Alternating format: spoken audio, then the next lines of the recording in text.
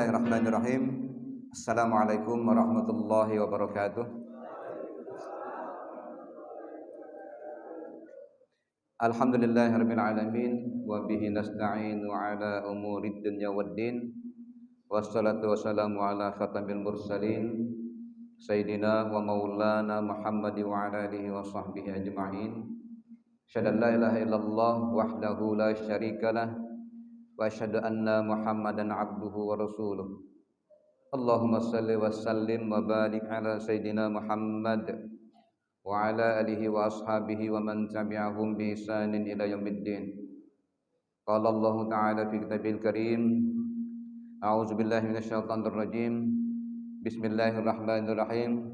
Wa'budullaha wa la tusyriku bihi syai'a wa bil walidaini ihsana.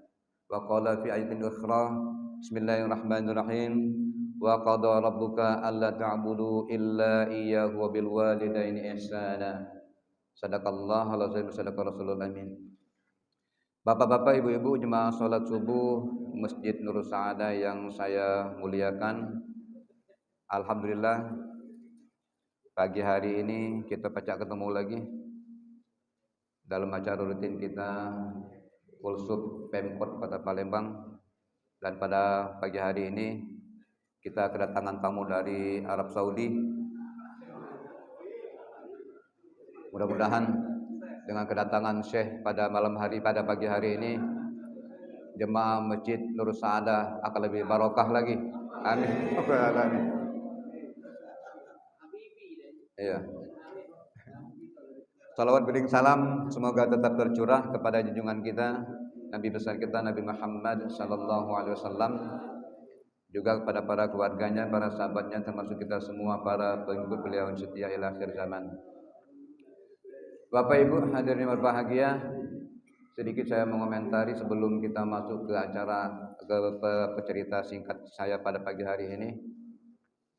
Kami baru 3 hari yang lalu kebetulan di kampung kami ada seorang anak muda yang masih muda usianya, tapi karena namanya kecelakaan meninggal di Lahat, kemudian dibawa ke perumahan kami di Jaya Bersama sekitar jam sudah asar disolatkan, dikuburkan di kuburan di kilometer 12. Agak jauh, kemudian agak masuk, setelah masuk itu hampir menjelang maghrib selesai baru dikuburkan.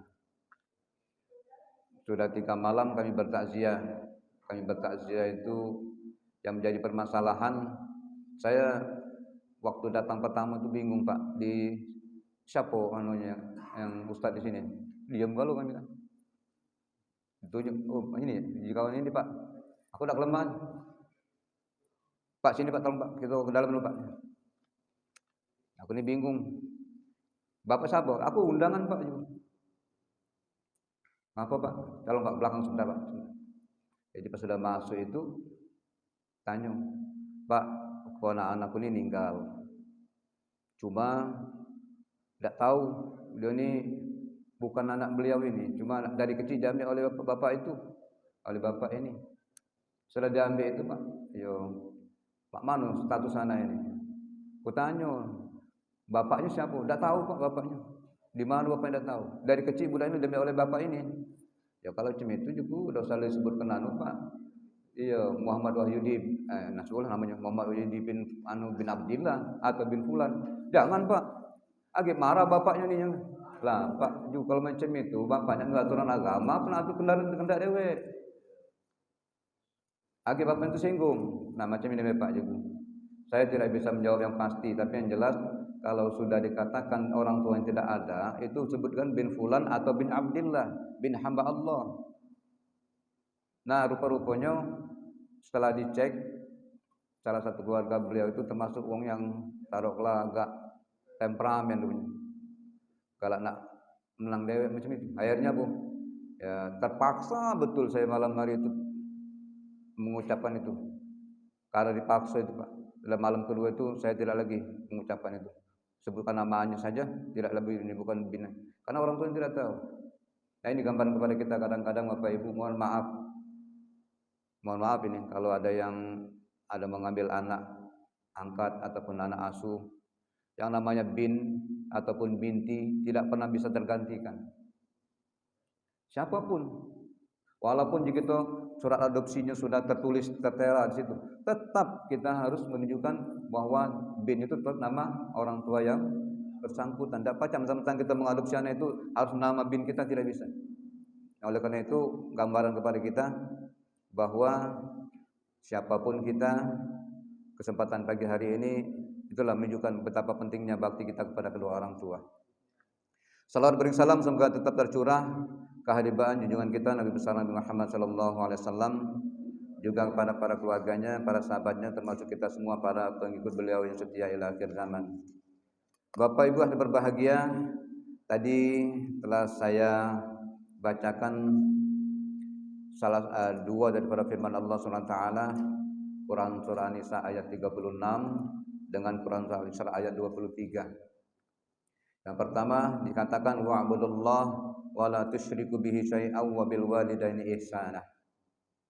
Dan bersembahlah Allah dan janganlah kamu mempersekutukan Allah dengan sesuatu pun, dan berbuat baiklah kamu kepada kedua orang tuamu, kepada ibu bapakmu.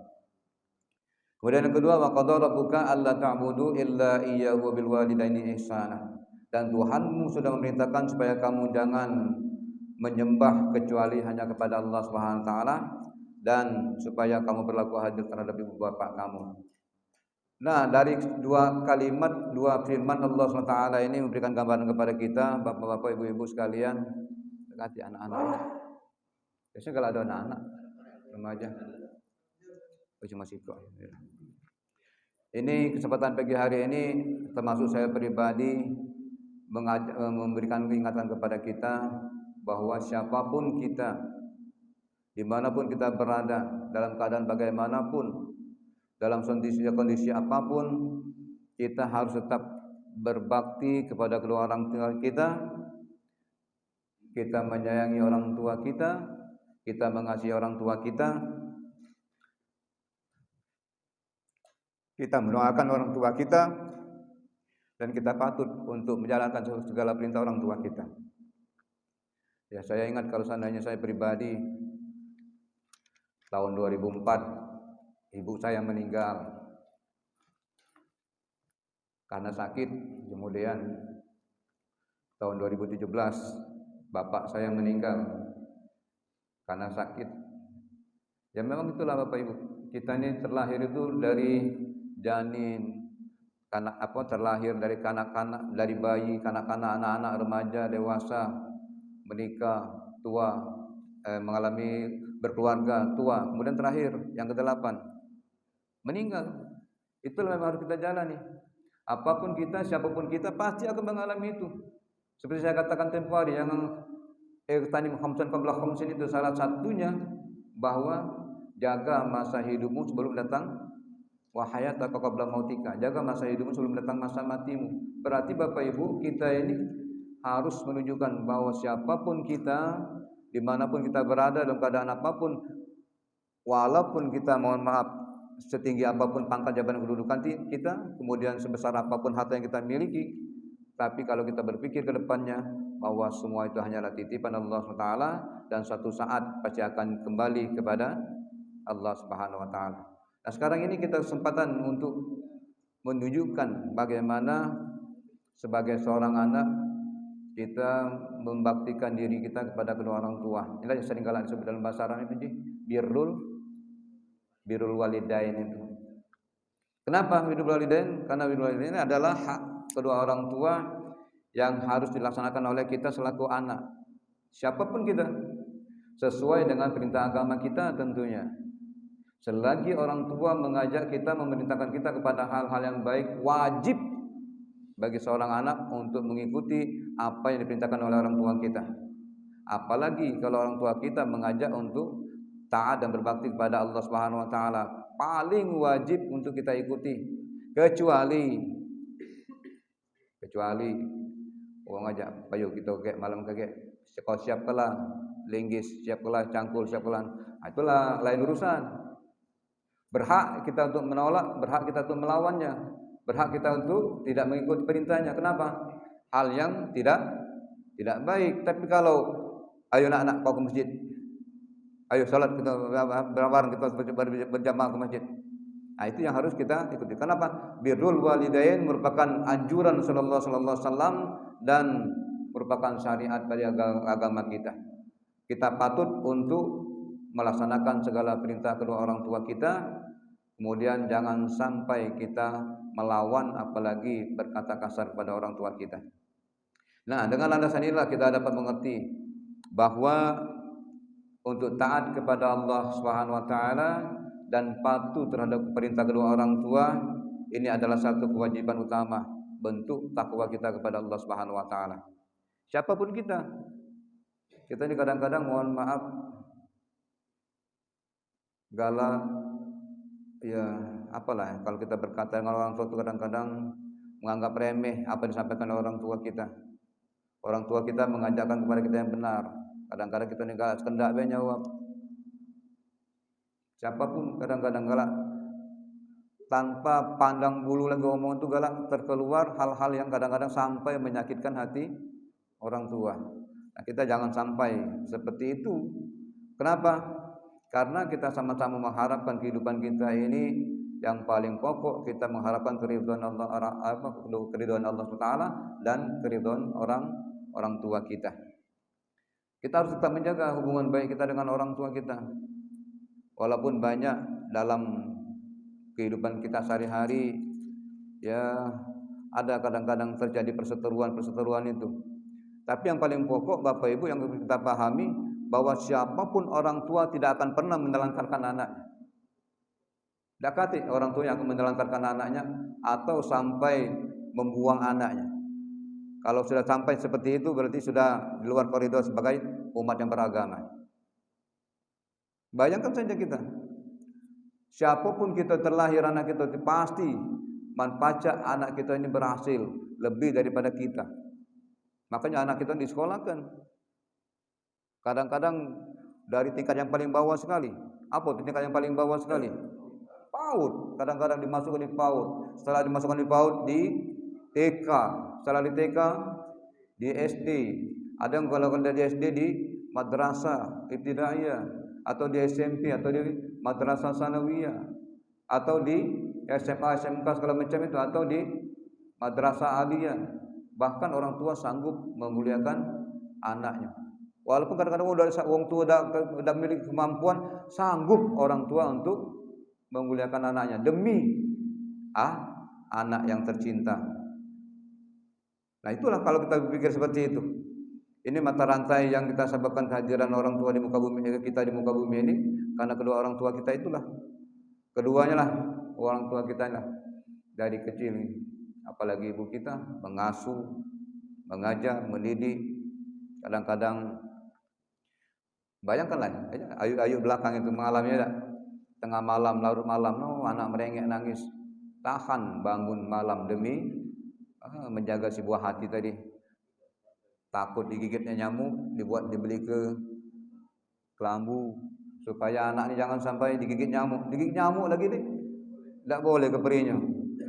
Tahan ibu-ibu, anak di malam hari ketika kencing basah, kalau selimutnya pakaian dibangun diganti pakaiannya. Itulah bakti seorang ibu pada anaknya, kesayangan orang ibu pada anaknya. Diberikan anak ini didekap, dipeluk, diasuh, kadang-kadang dicium pipi, cium kening, menunjukkan cinta orang tua kepada anak. Nah, kadang-kadang kita tidak baca lagi, tidak mengatakan begitu cintanya orang tua kepada anak dari kecil sampai ke besar, tidak pernah tergantikan, tidak pernah akan berubah. Mak itu juga bapak gitu. Mak Juwang tuh bapak kita ini pergi pagi, balik pagi lagi ya. Nah, PP pergi pagi, pulang pagi. Iya. Kalau taruhlah pergi pagi pulang malam tuh taruhlah biasa ada. Nah, sekarang pergi pagi pulang pagi. Untuk apa? Bekerja keras. Iya.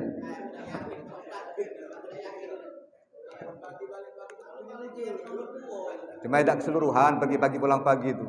Lah curiga belum setiap hari pagi-pagi pulang pagi, ngapoi gitu.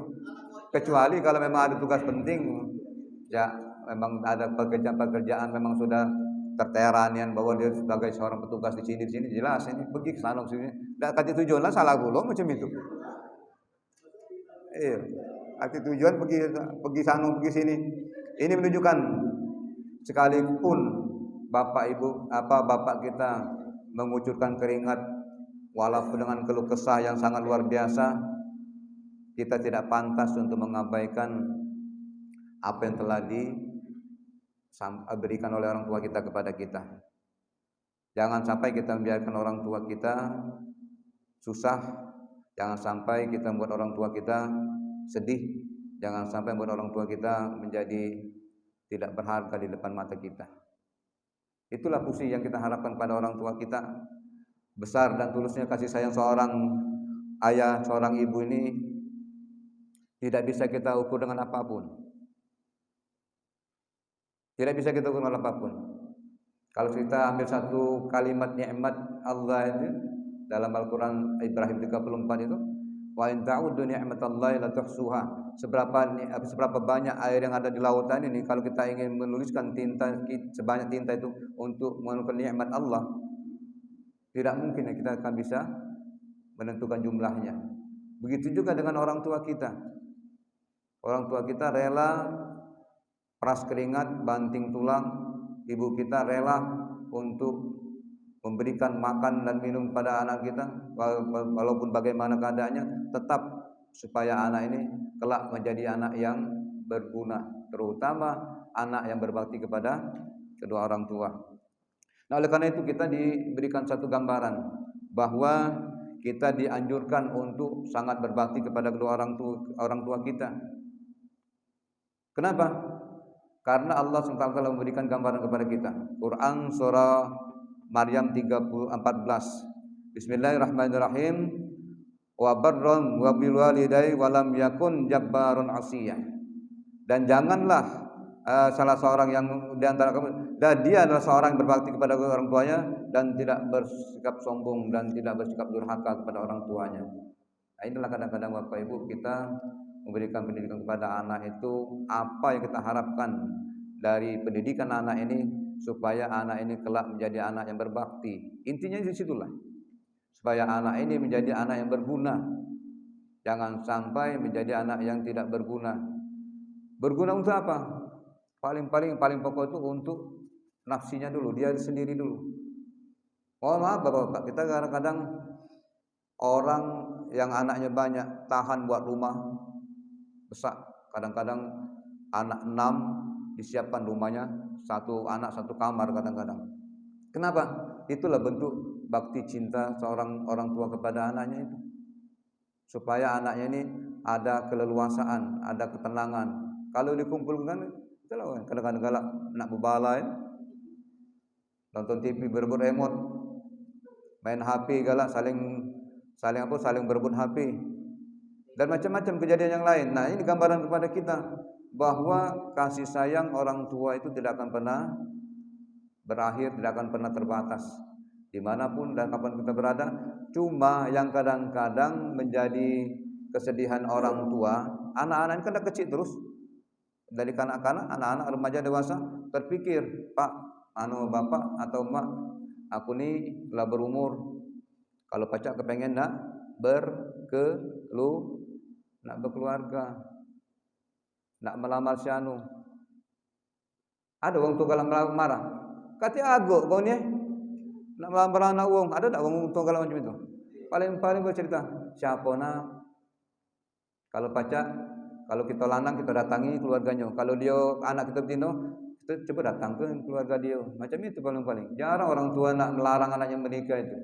Paling kalimat yang indah dari orang tua itu mempersilahkan, menentukan waktunya kapan kau nak menikah. Mempacak carilah yang bagus, yang baik, yang seiman. Setelah itu Pak, siko menikah. Pak, mak, aku ni lah menikah. Ngapo? Kami ni kepengen nak pindah, pengen nak berumah tangga dewe. Siko keluar dari rumah Pak. Berapa tahun yang akan datang, ngomong pula siang lainnya. Akhirnya 6 tadi menikah semua. Rumah yang besar tadi, itulah Pak, yang gambaran kita kadang-kadang. Iya, banyak jadi seperti itu kan. Yang selama ini kita bangga, oh anak kita banyak di rumah, rami di rumah. Tiba-tiba sekarang, nah tinggal merasa dak. Nah, itu. Aku tuh kadang-kadang kalau meneteskan air mata tuh, nah ya Allah itu. Sebab secara tidak langsung, walaupun tidak secara keseluruhan merasa, aku juga merasa seperti itu. Walaupun anak tidak jauh dengan kita itu rasanya, asal di rumah anak rame itu lemak rasanya, tenang rumah tuh, ladas rasanya. Tapi tiba-tiba laki bini saling ngaguk saling pasat Iya. Itulah gambaran kepada kita Bapak Ibu. Dari rumah yang kita anggap besar tadi, ternyata anak ini tidak kemungkinan akan selamanya dengan kita. Makanya kita berpesan dengan anak-anak kita, menpacana kalau kau pindah rumah, carilah laki yang kira-kira bertanggung jawab. Kalau kau pindah jadilah bini yang kira-kira pacak mengayomi. Kalau seandainya berpisah, kita terdengar kabar yang tidak keruan, orang tua yang lemah tadi, akhirnya ya jadi pikiran. Akibat banyak pikiran masuk rumah, itulah banyak kejadian Pak. Jadi kita secara singkat untuk bakti kita kepada orang tua kita ini sangat banyak anjuran Rasulullah sallallahu alaihi wasallam kepada kita. Mari kita tingkatkan, ya, terutama kita ini sudah bukan lagi dengan orang tua kita. Saya kira di antara kita ini mungkin sudah hilang semua orang tua kita. Tapi kita menunjukkan bakti kita ke anak-anak kita, ke cucu-cucu kita. Kenapa? Bahwa bakti itu sangat diperlukan dalam ajaran agama kita. Paling tidak bentuk bakti itu ada 3 hal. Yang pertama, bentuk bakti itu menunjukkan tutur kata yang baik, perkataan yang baik, perkataan yang sopan, dan perkataan yang lemah lembut. Nah, bentuk kata yang baik ini, lemah lembut ini adalah satu bentuk bakti seorang anak kepada orang tuanya. Yang saya katakan tidak perlu kita harus berkata kasar kepada orang tua kita. Begitu pentingnya tutur kata ini, sampai-sampai Allah telah memberikan melarang. Dalam Quran surah Al-Isra ayat 23 itu ada kalimat wala taqul lahum uffin. Jangan kau berkata saja sudah berdosa, apalagi sampai menjawab perkataan orang tua. Nah, sungguh kalau kita merasakan apalagi naluri seorang ibu, rasa sakit fisik yang dialami ibu itu sebenarnya sangat luar biasa pada saat melahirkan. Tanyalah ya di belakang itu, bagaimana posisi seorang ibu ketika melahirkan? Ada 2, antara hidup dan itulah yang dihadapi. Dalam keadaan demikian, tidak ada yang diharapkan. Kalau pacak anak ini hidup, dia juga hidup.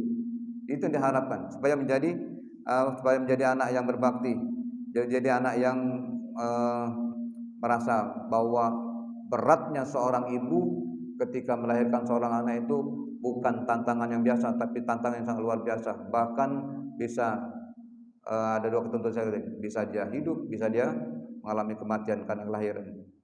Bagaimana Bu? Coba rasakan ibu-ibu ketika rasa sakit melahirkan itu. Apalagi anaknya yang sudah lebih besar dalam perut itu. Mana melahirkan sangat luar biasa sakitnya. Tapi itulah sangat hebatnya. Walaupun seorang ibu melahirkan anak yang sangat luar biasa sakitnya, tapi pahalanya di hadapan Allah SWT seberapa lebih besar daripada gunung yang ada di muka bumi Allah ini. Inilah kalau bisa kita berikan kepada anak-anak kita. Jangan sampai kita juga terucap kata-kata dengan anak ini galak ngomong, "Wih, bungak dan kau ni, buyan dan kau ni." Tidak perlu kita. Nah, apalagi kalau Makanya katakan qaulan syadidah, ucapkanlah kata-kata yang baik pada anak-anak kita. Kenapa? Ucapan itu kadang-kadang menjadi doa juga bagi anak kita. Oh nak kau ni kalau besar kaget pacak apa? Ayo, kau ni kaget pacaknya jadi beruk kau ni. Pacaknya anak jadi beruk. Walaupun kita marah kadang-kadang, ya Allah nak kau ni piring pecah, minta baik kau kaget jadi dokter. Minta baik kau jadi insinyur. Walaupun piring pecah. Kan ucapan-ucapan itu kalau apalagi anak ini kalau salah dikit dan marah lah itu mak ni. Nah, mulai ribut itu. Kadang-kadang bahasa-bahasa seperti itu, Pak. Maka yang dikatakan qaulan syadidah, ucapkanlah tutur kata yang lembut, ya. Kemudian yang kedua, sebagai seorang anak berbakti kepada orang tua itu harus patuh dan taat kepada kedua orang tua. Wajib patuh dan taat kepada orang tua. Yang paling pokok Bapak Ibu dalam kehidupan kita ini, anak kita ini bakal menjadi besar. Kewajiban sebagai orang tua, bagaimana anak ini supaya tahu ilmu agama itu. Jangan sampai anak tidak tahu besar tidak tahu apa-apa.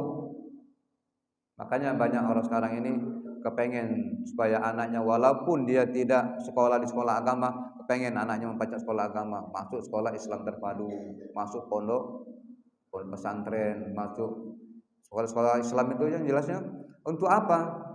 Kan di sekolah-sekolah Islam banyak diberikan contoh bagaimana berbakti kepada dua orang tua, bagaimana berbakti kepada guru, bagaimana berbakti kepada menghormati para tetangga. Sudah diajarkan, apalagi kita dalam kehidupan bermasyarakat ini kita tidak bisa hidup sendirian. Kita perlu kehidupan bermasyarakat. Jangan sampai kita menjadi orang yang tidak saling tegur sapa dalam kehidupan masyarakat ini. Kemudian yang ketiga, yang paling pokok lagi, bunyi jam. Ketika yang kita harapkan, ketika orang tua kita meninggal dunia, yang paling pokok selaku seorang anak kita wajib mendoakan orang tua kita pertama.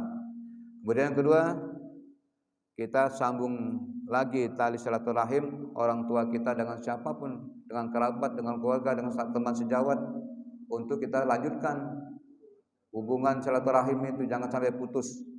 Kemudian apa lagi? Kalau bisa kita bersedekahlah, berinfaklah untuk atas nama orang tua kita. Apa yang pertama tadi? Apa yang pertama tadi? Kita mendoakan kedua orang tua kita.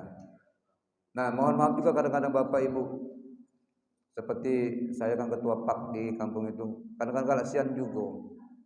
Si keluarga ini meninggal. Ditanya, mana keluarganya? Itu Pak, pakai celana pendek, merokok di luar. Ketika nak ngajak sholat berjamaah itu, silakan bapak-bapak, saudara-saudara, terutama keluarga besar yang untuk mengikuti sholat jenazah, belajar Pak Ustaz, kami di luar be. Ada yang ngomong pula, belajar Pak Ustaz, kami ngangkat jenazahnya be. Itu Pak, kadang-kadang bahasa yang kalau diucapkan oleh mereka-mereka ini seolah-olah enteng mereka anggap. Padahal mohon maaf, yang berhak atas jenazah, yang berhak atas mayat itu ahlil baitnya seharusnya. Yang berhak yang imam itu apakah anaknya, apakah mamangnya, apakah uaknya. Ya kita ini kan kadang-kadang Pak Ustaz tak tolong Pak Ustaz di imam. Ya kita galak baik Pak, tapi maksud saya itu yang lebih berhak itu kan ahlil baitnya. Justru ahlil baitnya yang tidak ikut sholat. Nah itu jadi permasalahan kita. Kalau baca anak ini bisa mendoakan orang tua kita. Kemudian apa selanjutnya? Orang tua kita ini kan bukannya hidup di kampung inilah, masih banyak teman-teman sejawatnya. Bahkan ada yang bersaudara dengan orang luar negeri malahan. Itu tetap harus sambung tali silaturahimnya, jangan sampai terputus. Oh ini kadang-kadang, apalagi ada HP kan mudah Pak. Berita duka innalillahi wa inna ilaihi raji'un, kirim kemana-mana, sampai ke luar negeri malahan. Tapi kalau udah kata berita, itulah kadang-kadang kalau habis cerita situlah. Kalau saya orang tua kita sudah meninggal dunia, ahlul baitnya, zuriatnya wajib untuk menyambungkan tali silaturahim terhadap kerabat-kerabat ataupun teman sejawat orang tua yang sudah ada. Jadi kita sudah tahu kadang-kadang lah datang, lupa dengan si bulan ini. Anak setahun 2 tahun yang lalu datang. Apa kabar bapak kau? No Pak, lah meninggal bapakku. Kapan 2 tahun? No, tidak tahu. Kan banyak kabar seperti itu. Kita ini kadang-kadang kalau anggap remeh, orang tua kita meninggal dunia, sambungkanlah tali silaturahim orang tua kita yang telah meninggal dunia itu. Bukan batas orang tua kita habis, tali silaturahim itu harus putus, tidak. Kita harus tetap menyambung tali silaturahim itu. Dan kalau orang tua kita meninggalkan barang berupa harta segala macam itu, kita selaku anak wajib meneruskannya. Kita infakkan atas nama orang tua kita itu. Ini kan misalnya kita anggap remeh Pak, kadang-kadang hal macam ini, tapi banyak sering terjadi di masyarakat kita. Sesuatu yang kita anggap remeh malahan itulah yang nilai pahala yang sangat luar biasa di sisi Allah Subhanahu wa taala. Nah, demikian kita sama-sama memahami. Jadi bentuk bakti kita kepada kedua orang tua kita itu jangan sampai kita menjadi anak yang tidak berbakti kepada kedua orang tua kita. Kewajiban kita selaku anak tetap mendoakan orang tua kita, kemudian sambungkan tali silaturahim keluarga kita, orang tua kita. Kemudian jangan sampai juga harta yang Allah berikan kepada orang tua kita yang telah diwariskan kepada kita itu menjadi bumerang bagi orang tua yang berada dalam kubur, untuk kita infakkan di jalan yang diridhai Allah Subhanahu wa taala. Untuk apa? Banyak pembangunan masjid, pembangunan madrasah, musola. Nah, alhamdulillah kebetulan kawan almarhum Mbak kami Haji Pardin itu sekarang lagi buka pondok pesantren di daerah Ibul itu. 7 hektar beliau menyiapkan lahan. Sekarang sudah dibangun. Itu kabarnya gratis untuk kaum muslimin dan muslimat, siapa yang mungkin masuk pondok pesantren di situ.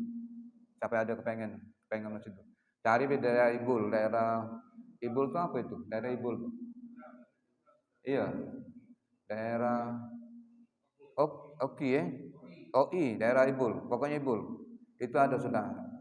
Alhamdulillah beliau sudah membuka pondok pesantren ini. Kabar-kabarnya seperti itu. Yang tidak mampu dipersilakan untuk sekolah di sana. Nah, inilah salah satu bentuk bakti orang tua telah memberikan pendidikan walaupun bapak sudah meninggal dunia, anaknya membuka pondok pesantren itu dan sekarang ini lagi mencari santrinya. Alhamdulillah Pak. Kita ada sarana banyak-banyak sejauh itu. Itu cukup di kampung kita nih masjid kita yang kurang-kurang kita saling bantu. Jadi masalah itulah yang bisa kita bantukan sesuai dengan apa yang kita miliki. Tidak perlu kita nak menunjukkan bahwa kita ini orang yang hebat, datang ke rumah kita sahur, tidak mesti.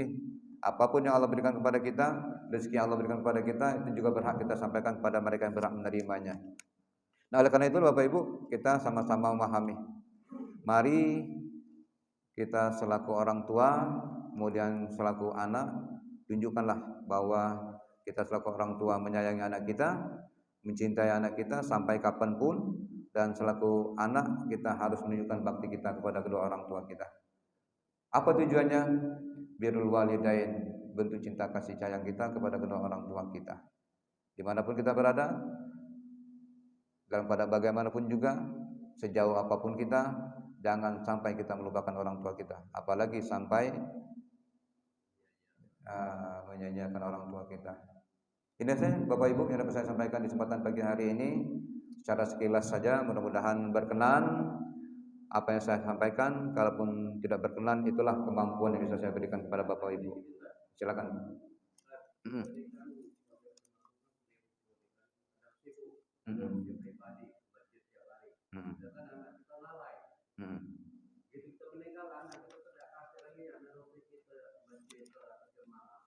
Ya.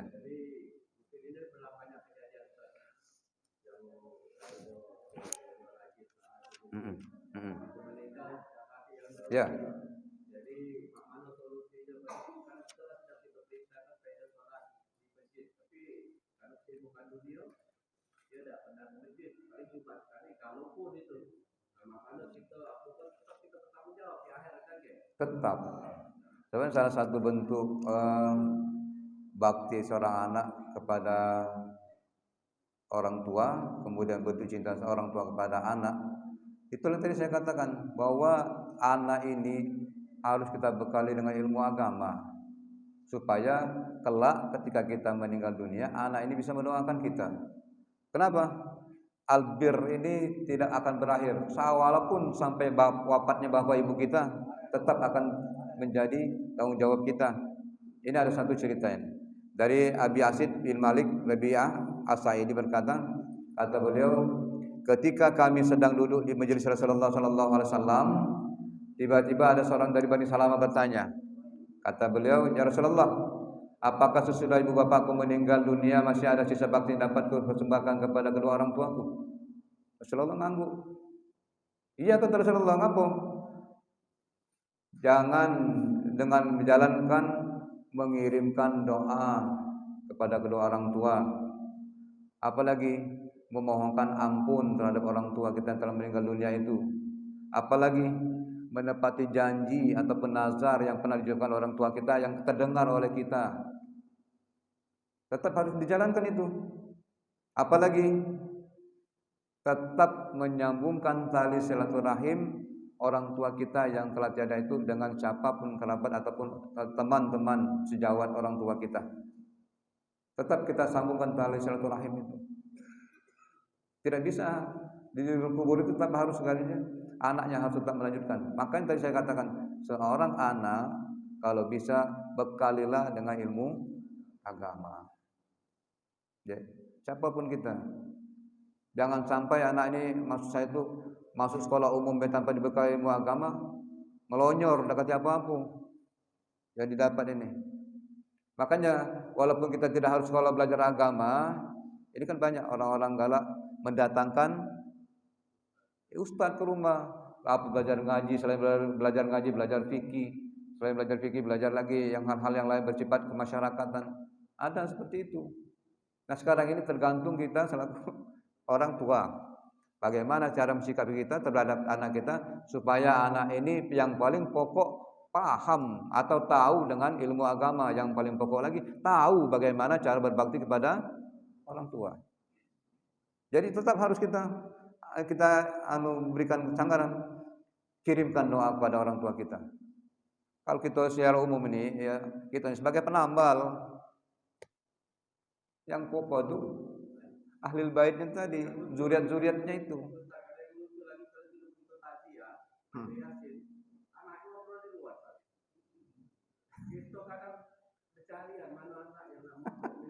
Lah, itu lagu katakan yang meninggal tadi macam itu.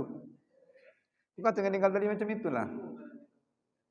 Makanya dari awal saya berikan gambar kepada kita bahwa murru as-sobiyyu bis-shalah iza balagha sab'a sinin. Kita harus memberikan pendidikan kepada anak itu, terutama sholat dan ibadah-ibadah lainnya pada waktu umur 7. Itulah kita memberikan bekal pendidikan agama kepada anak-anak itu. Kalau dari umur 7 tahun kita sudah tidak membekali ilmu agama kepada anak kita, itulah tadi. Tidak ada rasa nilai-nilai agama dalam diri anak itu. Seluruhnya dianggap umum. Yang mana dilarang, yang mana diperbolehkan, yang dimana diperbolehkan, yang mana dilarang tidak tahu lagi. Sudah dianggap seperti biasa. Banyak Pak seperti itu. Tidak baca kita hindari. Bukan di kita, tempat-tempat lain seperti itu juga. Nah sekarang ini kita kembalikan skop lebih kecil lagi. Kita kembali kepada keluarga kita masing-masing. Dari keluarga masing-masing inilah apabila terbentuk baik, dari keluarga baik akan terbentuklah lingkungan yang baik, akan terbentuklah masyarakat yang baik. Dari mana? Dari keluarga dulu, yang paling kecil seperti itu, ya. Pak Haji, ya. Yang lain Pak? Ya, silakan Pak Haji. Mana?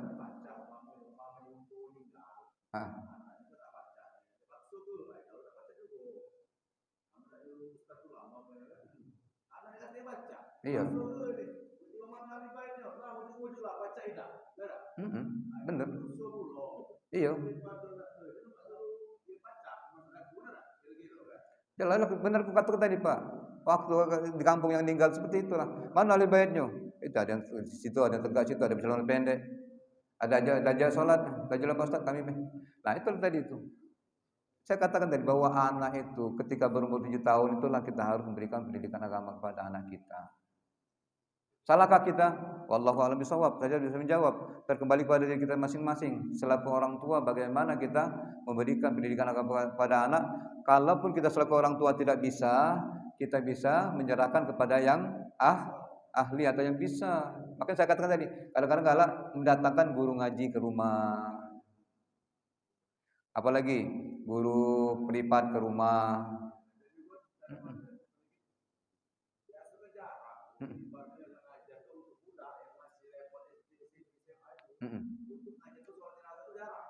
Benar, benar Pak. Jangan ke anak SD SMP, kita yang tua-tua ini mohon maaf kadang-kadang. Cara sholat jenazah saja banyak yang kurang paham. Iya, sholat jenazah laki-laki niatnya bagaimana, sholat jenazah perempuan niatnya bagaimana, bagaimana kalau 2 jenazah ada depan kita, bagaimana kalau jenazahnya banyak, lain niatnya. Itu harus kita pahami juga. Minimal, kita kan bukan di Palestina, langsung ngubur masalah lain niatnya. Kita ini sikok depan mata kita. Nah, kalau saya tanya sekarang, bagaimana niat sholat untuk laki-laki? Usolli azal, bukan azal, usolli ala dulu. Usolli ala hazal mayyiti arba'a takbiratin fardhul kifayati. Tidak kalau kita selaku imam tambah imam menilai ta'ala, kita makmum menilai ta'ala. Ini saja kadang-kadang mohon maaf banyak yang tidak baca. Itu kalau laki-laki. Kalau perempuan usolli ala hazihil mayyitati arba'a takbiratin fardhul kifayah. Kalau laki-laki ala hazal mayyiti, kalau perempuan ala hazihil mayyitati. Mohon maaf ya, kadang-kadang ada yang enggak salah. Langsung Allahu Akbar. Apa yang kita baca setelah itu? Banyak juga pertanyaan, Pak. Nah, ternyata itu ini. Nah, itulah banyak kelanjutannya yang kita kadang-kadang kita tidak paham. Apalagi kalau suruh jadi imam, mana aku tidak pernah sembahyang suruh jadi imam. Nama berusuh banyak depan itu yang meninggal itu. Anaknya tidak bertanggung jawab. Makanya diinstruksikan murru as-sabiyyu bis-shalah iza balagha sab'a sinin. Selaku orang tua kita wajib memberikan pendidikan kepada anak kita umur 7 tahun untuk belajar ibadah itu. Tanggung jawab kita selaku orang tua. Kalau seandainya kita orang tua ada pacak, datangkan yang kira-kira yang bisa memberikan bimbingan. Yang mendatangkan itu bukan anak kita juga pacak belajar. Iya, kita belajar.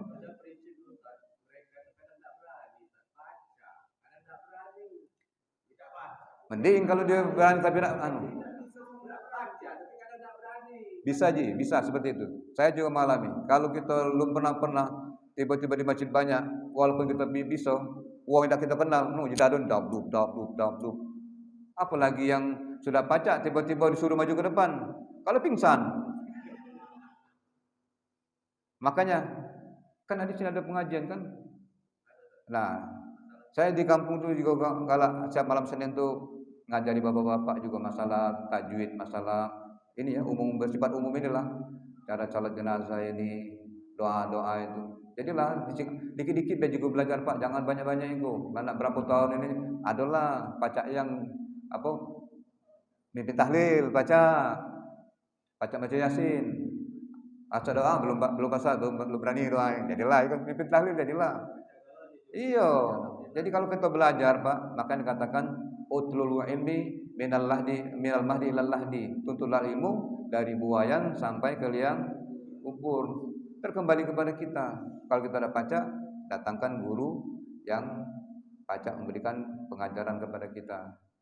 Malu ke masjid, ajari wong ke rumah untuk belajar. Bukan anak B yang baca juga kita ikut nimbrung supaya kita tahu juga. Jangan anak B yang baca, kita udah pada baca. Ya, ada kan sudah peribahasa. Di mana ada kemauan, itulah jawaban kita. Pasti situ ada jalan. Ya Pak ya.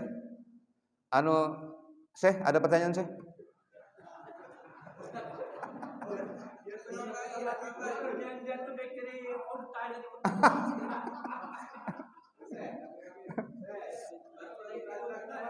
Kasih Syekh.